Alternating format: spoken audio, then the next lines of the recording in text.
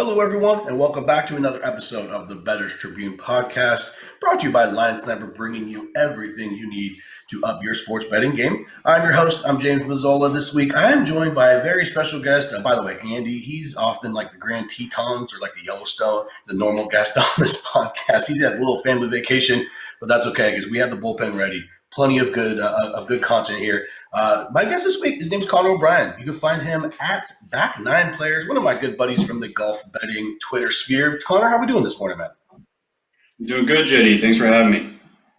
Absolutely. All right. So we're going to talk a little bit of we're going to go PGA Tour here. This is the last week of the Tour Championship hosted at East Lake Golf and Country Club in Atlanta, Georgia. Players have been grinding all year long. Obviously, we had the suspension, so there was a large a large break in between that. And so now you're here. You have the top 30 in the FedEx Cup standings. Okay, they're going to be starting on Friday. Remember that it's not a normal Thursday start. It's a Friday start. They're going to end on Labor Day, Monday. So while you're hanging out off work, you can watch these guys battle it out. The winner here gets $15 million. So they're really excited about this. I'm not so excited about this golf tournament, I have to be honest with you, just because it has a weird format, and I think we do need to get into that real quick before we analyze this golf tournament. These guys have been grinding all year long, okay? And basically the way that it works is, and this is the second year of this rendition of the Tour Championship, number one FedEx Cup rank starts out at 10 under. That will be Dustin Johnson. Second, Jon Rahm starts out at 8 under. Third, Justin Thomas at 7. Webb at 6 is fourth. Colin Morikawa, my son, -5. Then you have a whole slew of guys at 4 under, a whole slew of guys at 3, 2, 1, and even. That will be their starting strokes. So they get that advantage, having done well this year in the tournaments. And, so you're looking at DJ. He gets a 2-stroke lead on the entire field going into this golf tournament. Last year was interesting. And then, O'Connor, you had put together a pretty cool little spreadsheet that I saw this morning.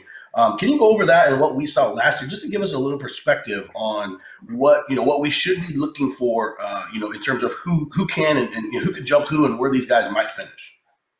Yeah, so I put together last year's leaderboard just to add some context because it is a little weird having guys starting at -10, -8. The big takeaway was Rory and Xander were the class of the field. I mean, Rory shot, if everybody started at even, Rory shot -13, Xander was -10. Wow. Next closest was Paul Casey at -7. So those guys are really the outliers in that field, and I think Rory started last year at -5. So it's pretty far back for him to come back and win it by 4 shots actually. That was a big takeaway for me. Looking at that and then going into this year, I don't see somebody doing that again, shooting -13. Okay. And if we're looking at strictly to win the FedEx Cup, I think it's got to be guys got to start -4 or higher. Maybe a -3 could get in there, but that's kind of where I'm looking. And strictly for the FedEx Cup, it really kind of narrows that field down if you're looking in the outright market. Yeah, and I agree with you.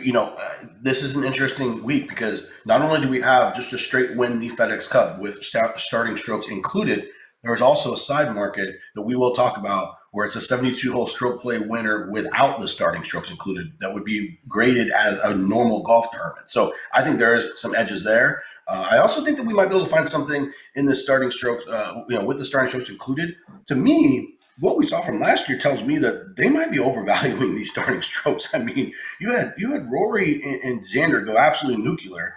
Nobody else, 7 under at Paul Casey. Xander was 13, or excuse me, you said Roy was 13 under, absolutely lapped the field. And you had guys that, 5, you had Rory started at 5 under and Xander started at 4 under. They were top 2. Thomas started at 10, so he was winning going in. Shot 3 under, and he stayed. He got third. Brooks got 4, or tied with Brooks, and then you had Casey and Scott at 5th and 6th, who started at 2 and 3. So to me, these starting strokes might be a little bit overvalued in this top market. So why don't we're just going to get into this right now? We have DJ and Rahm at basically 2 to 1. And Justin Thomas at 6 to 1. Those are the class, and obviously those are the guys who are starting with the most strokes. Do you see any value between those three? And how are you approaching the strokes count market? So DJ and Rahm, I mean, they've obviously been lighting the world on fire. You got with golf betting for outrights, we see plus 150, plus 275, and it's crazy. I don't see myself going there. I do think there is something. these guys all have a lot of money, but 15 million to anyone, that kind of makes you think. I think there is a big difference when you come in at -10, you see that you're protecting a lead versus guys trying to come from behind. So for me personally, I'm going to stay away from DJ and Rahm at the top of this market. I just think there's world-class players in that -4 and up group that can come and get one of them. And I do think it matters for guys like pin chasing to go after that 15 mil versus DJ Rahm trying to protect that. Yeah, I like it. And, so when we look at that next group, Webb is starting at 6 under, 4 back. Morikawa at 5 under, 5 back. And those two guys you're looking at a number at 12. And to me, 23 from Morikawa at just one less back than Webb. I'm not too sure about that. To me, those guys are in the same class of golfer. And then we have Bryson, who is, he hasn't shown much recently. And he's starting at -4, which is where Xander started last year en route to getting second. Those are the next 3 in the market. Any of those 3 guys give you any interest? So I promise you, I'm not just saying this because I'm on with you, but I do like Morikawa a lot at that number. I am a little nervous with him on Bermuda. That is his worst surface, but the way he's playing this year, it would be kind of like a perfect bookend to have him win the Tour Championship and arguably steal Player of the Year. I do like him a lot, that number, and I think Webb is interesting as well. I like Webb in terms of he's going to keep it in the fairway. I worry a little bit about distance, but he's kind of shown that his consistency and ball striking with the longer irons kind of makes up for that. I think we joke he's like the rich man's Brendan Todd. So yeah, I think that Webb number is an interesting jumping off point, and I really do like Morikawa a lot. If he's gaining anything with the putter, I think he'll be a factor on Monday. Yeah, I would agree with you. And there's something to be said with those guys where, they're going to come out firing at everything. Like they have nothing else. There's no reason they have 5 strokes to make up, right? So you're going to get those guys who, whereas as you said, DJ, Rahm, those guys are protecting to a certain extent. DJ especially, and you just play different, and you can get on runs. And I think that's what we saw last year with Rory is that he came out, he was 5 back to start the week, and he was just taking dead aim. And when those guys get hot, they can easily make up a 5-stroke deficit. And I agree with that. Webb taking the week off is super interesting. I'm interested, because he didn't play last week, which you don't see that very often. Like these guys, they will play through considering the amount of money on the line. I'm wondering if that does help him, being a veteran on tour, knowing where his body is and what he needs to do to be successful to win $15 million. I think he's going to take the right steps. What do you make of Bryson this week and just in general? He was the talk of the PGA Tour from the very beginning. He's going to be starting at 4 under. And you're looking at a guy who had failed to gain strokes off the tee last week for the first time in basically forever. Still gained strokes putting last week, but did not play well at all. What do you make of him? What do you like his chances, especially on East Lake setup that does require you to be in the fairway? What I like about Bryson, we talk about, which is nuts, is he's arguably the best putter on tour. He gains all the time. What worried me last week is that on a tougher track, which we're going to see this year, is his approach game was really bad. With those longer irons, I don't know what's going on there.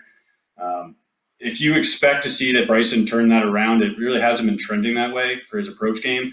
I think it's a great number for him. He's obviously a world-class player. I just worry a little bit that what he did tee to green and approach last week is some cause for concern. I think you can make worse bets, but I won't be on Bryson for those reasons. Okay. And, I think this conversation ends with these 4 under guys. We can talk about, the 3s and 2s, but to make up a 7-stroke deficit on this golf course just seems unrealistic to me. And, correct me if I'm wrong in that, but let's just dive into, I want to talk about one more 4 under guy because I think this number is wrong. He should be a lot closer to the Bryson number at 23. I'm looking at Daniel Berger at 33. If anyone can get hot, this has been the best player on the planet, not named Colin Morikawa, since the suspension has been lifted. And he absolutely loves Bermuda grass. He's leading the tour in strokes gained total since the suspension. Since golfers have come back. To me, I don't understand why that's a $10 difference between Bryson and Berger. If I can find a head-to-head there between those two, I will absolutely be betting Berger. Do you think he's the kind of caliber player that can make up a 6-stroke difference on DJ and Rahm? Yeah, definitely on Berger this week. I don't know how you can't be after what he's done since the restart, even before the restart. I think he's kind of got that like bulldog mentality too, that he can go chase down these guys and he's not going to be afraid of anyone or let the moment get to him. So I'm definitely on Berger, and I think he's kind of like a feisty guy. He's going to want to go and try to chase these guys down, and he has the mentality for it. So I'm definitely on Danny Berger this week. And he's also pissed because the Masters are being a bunch of fucking idiots and won't let him play this year, which is absolutely a travesty. The guy's like a top 15 player in the world in the rankings, and because they cut their limit off before he went on this run, they're saying he can't go. So he has a little bit of a chip on the shoulder and something to prove, I think. And that's obviously narrative based, which I don't like to get into, but you got to think his water is absolutely boiling because they're just being absolute dipshits. No, definitely. And I did want to mention, not to go backwards, but I do think JT, I'm seeing him 6-1. He's like the Rory of last year, world-class player, a couple shots back, but JT can make that evaporate. I mean, if I'd be perfectly fine starting this FedEx Cup with JT at 6, Morikawa, and then Berger, and kind of calling it a day and going to the 72 hole event. Yeah, I think you're right. And honestly, we didn't even prep for this, but I'm almost sure assuredly on those three as well. I like what you're thinking there. I mean, and we could dip into the other guys. Is there anyone else between English, Sungjae, Decky? I mean, you even have Rory at 3-under. I mean, and Xander, who they've shown they can go absolutely nuclear on this golf course. I think that's the limits here. Any of those guys, do you fancy making up strokes on DJ? I mean, Hideki, I don't have faith in. It seemed a little bit like smoke and mirrors towards the end of last week. Yeah. We're on an equally tough course. I mean, I love Sungjae to death. He does play well on Donald Ross courses. The last time we saw him actually hit the ball well was at Wyndham. He finished T9. If you want to take a shot on Sungjae, I don't hate it, but I also think the form just hasn't been there. He's a consistent ball striker typically, and we have not seen that consistency from him. So that would probably be my grab. Nothing against Harris English at all. He's a great player, but I like him more for grab a T5, grab a T10 rather than him chasing down one of the big dogs. Absolutely. Okay. And, I think that's a great overview of this market. And, you mentioned the Donald Ross design. You get some Bermuda greens, you have heavy rough, and you have to be in the fairway. Also, your chipping game has to be on point because of the shaved off greens. The greens kind of crown, right? And they come to really tight. If you miss greens, you're on really tight lines rather than, fluffy rough. So, when you're looking at guys this week on the course where they will miss greens, you're going to want to look at guys who can get up and down from those tight lies. But ultimately, this seems like at best a 9-horse race, and even that might be that's only because Rory and Xander have the ability to go nuclear. But in reality, this is DJ, Rahm, JT, Webb, Collin, Bryson, Rory, Xander, Berger. I don't see how any of these other guys can have a chance. And the market reflects that. And clearly, I do think there is some value with Berger at 33. I do Collin and Webb being $10 difference is wild to me. And again, like you said, JT, if anyone can go nuclear, it can be JT. So I like the analysis there. Let's move to a little bit more of a fun market, one that is very unique to this particular golf tournament. 72-hole stroke play winner. Starting strokes do not count. Okay, so put all these guys at the exact same score. Who will win this golf tournament based on that? There's an interesting dynamic here because there is a chance that someone from way back has the best week of these players and has 4 non-pressure packed rounds because they started so far back, and they just lollygag to the stroke play winner, stroke do not count title, which is what we care about, right? So obviously you looked at this market. And I'll just go over the top 3 guys to start. It's the same guys: DJ at 6, Rahm at 6, and JT at 10. Anything there, and then we're going to go ahead and work through this. The top of the market. Anything at the top of the market for you? Yeah, I mean, just with my strategy this week, I'm not going to go to the Rahm or DJ strictly because they're going to protect that lead. I'm going for your kind of narrative you touched on, that guy's not playing under pressure and seeing that first place from under the gun. So kind of stepped over them. It's a 30-man field. I like JT at 10 too. That's why I think that 6 number is pretty good for the other tournament as well. But I think 10 is fair here in a 30-man field. He's arguably the best player in the world, and that'd be where I'd start if I was looking to bet one of those top 3 guys. Okay, yeah, I don't disagree with you. As we look forward, I think we have the same kind of case to be made. For Morikawa, it's why we like him to win the thing. If he's going to win the thing, he's probably going to have to win this particular market, right? And that's the same. For Thomas, you're looking at Webb at 12, Morikawa at 14.5, Bryson at 10. I might be a full fucking Bryson fade, man. That is my guy, but I just think this market just has him way overpriced for what we've seen from his iron play, like you've been talking about. And there is some head-to-heads that we will get to here shortly. Any of those three guys, Webb 12, Morikawa 14, Bryson 10, any of those guys tickle your fancy? Yeah, I mean, I like Webb just from a kind of a grinder factor on this tough course. I don't, it's not that he can't go low. It's just that if somebody comes out and blitzes his field, it's going to be, I think, tough for Webb to keep up with that. But again, I don't see guys getting that low. So, yeah, I endorse Webb. I don't know if I'm going to be on him, but I don't think I'm going to be on him, to be honest. I love Webb to death, but I just don't see it. And I think this is going to be the similar analysis for these top guys because, if we're going to bet them to overcome DJ, we're probably going to bet them in this market too, right? So let's get down to the guys who are being priced a lot longer numbers, but are fully capable of going super low this week and absolutely will not win even if they go low, but can definitely win this market, right? They can be the lowest score of the 4 days. We have Tony Finau as my favorite at 20. I mean, this is the guy who should have multiple PGA Tour wins and doesn't. He is consistently one of the top 20 players in the world. There's only won once, and that wasn't even a real win to me, anyways. Because the opposite field event, I think it was like opposite of a WGC back in like 2017. Man, like, come on, Tony, pick it up. But this is a perfect market for a guy like this, where he's going to play 4 completely pressure-less rounds, 20-1. I mean, I'm starting my card there. Give me your thoughts on Tony, and then are there any other guys in this particular section? And we're looking at basically everyone else we haven't talked about. Who is your favorite from that, and what do you think about Tony? So start with Tony. I mean, we're in agreement there in terms of him. It's not a pressure field, packed event at all, and he's not going to have to be in any final groups or have the bright lights on him to come out and win the 72-hole stroke event. So that's a great number they're hanging on him, and if you can find a good T5, T10 number, I love that. So we're in agreement there. Cool. One guy who I know you like too is I love Hatton this week. I love him. He's back on Bermuda. We saw some life from him last week. I'm seeing 28, and there's probably better numbers out there. And I love that T10 bet on Hatton this week. Not going to shy away from big moments. He can go low. He can get really hot with that putter. And if the ball striking's there, I think he'll be a factor on Monday. Yeah, and he fell off a little bit from his post-suspension form. Looks to be getting it back. I mean, he gained strokes ball striking, in every category last week besides putting, which normally he's a really good putter. Definitely loves that Bermuda grass. Took down the Honda earlier this week on Bermuda. His preferred surface, I think that's like the predominant surface back home in England. I actually have no idea about that, but I'm assuming so. I just made that up completely.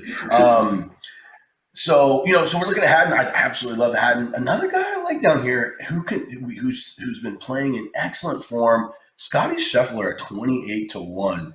It's a little surprising. He really turned it on at the end of the year to even get in this position.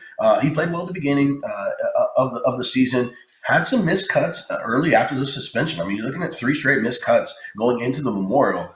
He must have found something after that shit, man, because he's been playing out of his mind since then. Playing into this position 100%. You're looking at 22nd at the Memorial, a 15th at the St. Jude, 4th at the PGA, 4th at the Northern Trust, 20th last week. He's doing this all behind off the tee and approach game, gaining strokes on strokes off the tee, and a ton of strokes on approach. Not the greatest putter in the world, but showed at the PGA where he can get it going, gaining 5 strokes putting there.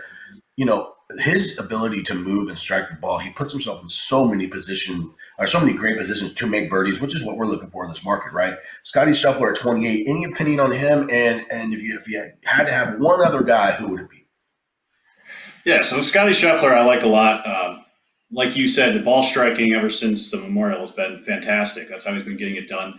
Bermuda is his worst surface, but these Donald Ross greens, if he's hitting it close, he's going to have an advantage. As long as he's not terrible on the greens, he'll be a factor. So I love that number you have on him, and I also really like a Scotty Scheffler T10. I just think he's a world-class ball striker, and that'll help alleviate if there are some putting concerns this week. And one guy I love, probably my favorite bet of the week, was the first one I made, was Ryan Palmer T10 plus 200. He's a scrappy guy. I don't know if I can take him to win the stroke play, but I just love that T10 bet because he can hang in there, no pressure. He's been hitting it very well, so that's probably Ryan Palmer T10 is probably my favorite bet to make of the week so far.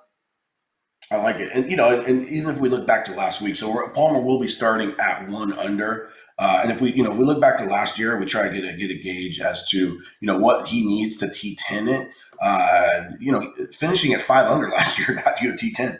So and I'm not sure how the course will play comparatively. I would guess it's probably pretty similar. I don't see anyone getting 13 under, but to say Ryan Palmer only needs to shoot 4 under over 4 days to T10 if it plays the exact same, I think that's an excellent bet, especially at 220 in a 30-man field. You just have to be very many guys to get up into that regard. I'm not, and I agree with you in that. I don't know if that's a guy I'd be looking at to win that stroke play, but yeah, for him to get up into a T5, T10, I think that's easy to do.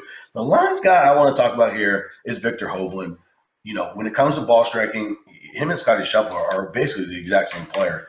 Hovland showed a lot more form early in the year, whereas Scheffler is showing it late. But at 40-1 to win this thing outright, where strokes do not count, I think that's a great number on a guy who has shown over the last year, his year on tour, that he can go absolutely as low as anyone.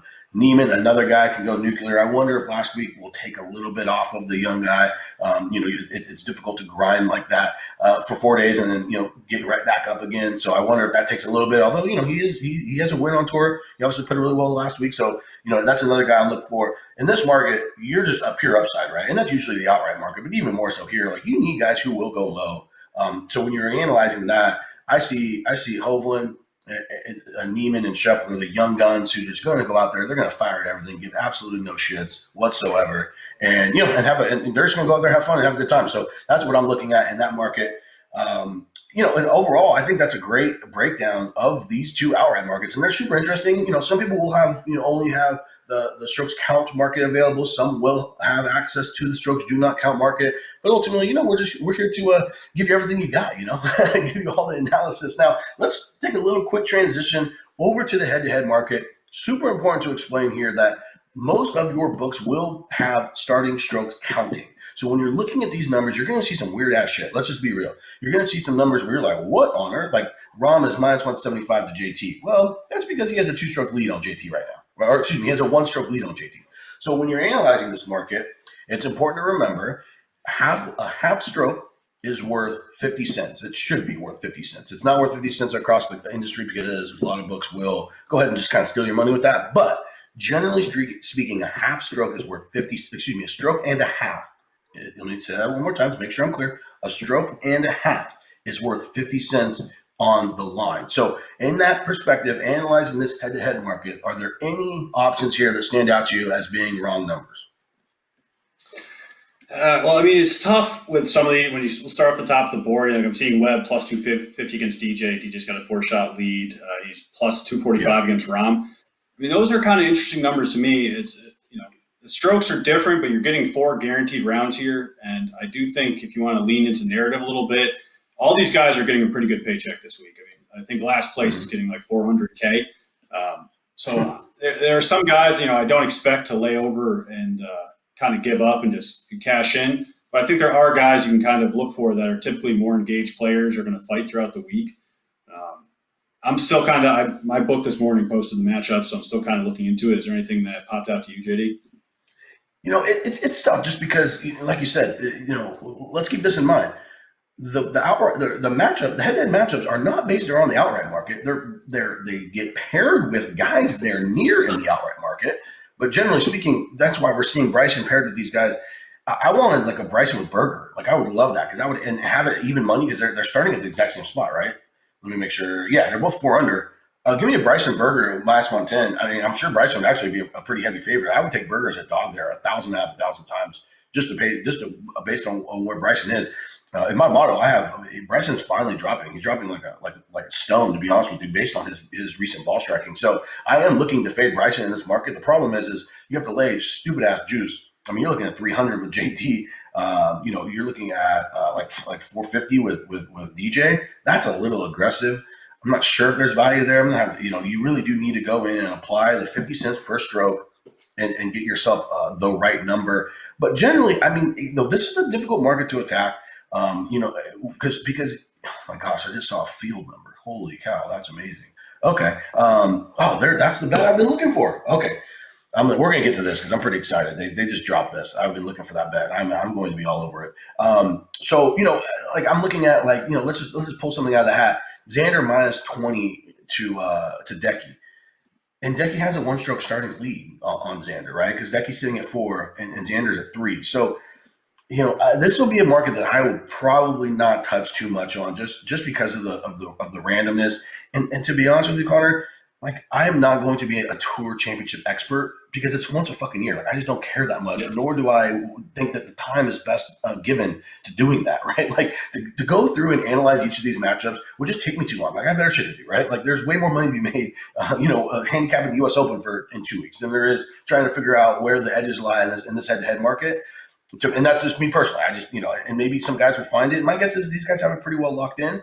But one thing I am looking at, I'm betting this 100%. I have a DJ Rahm field versus the field number. What have you seen this number? If you haven't, what would you make the number? DJ Rahm versus field. So what are Just the rules? Throw something out there. I know it's super hard, but I mean, I threw it out there last night on the For Profit podcast, on another podcast that I'm on. So why don't just throw something out there? DJ Rahm versus field. What would you need to bet DJ Rahm versus the field? I mean, they're both +5. They're going to hang like it's going to be like +200 against them. We're talking about winning the FedEx Cup. Yeah. I mean, they're both what +500. They're going to hang like +200 or +150 if I had to guess.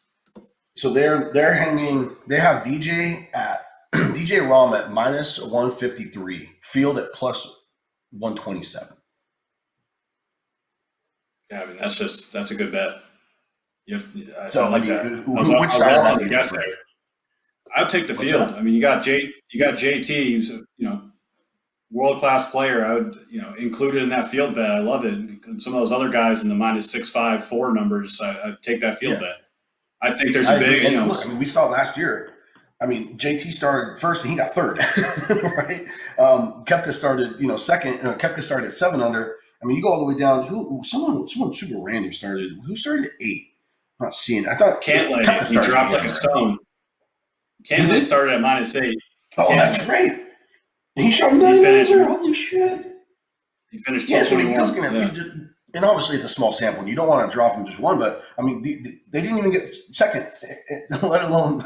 And then one of the guys dropped all the way to top 20. He dropped to 21st. Cantlay, dude, how do you shoot 9 over? That's awful. Wow.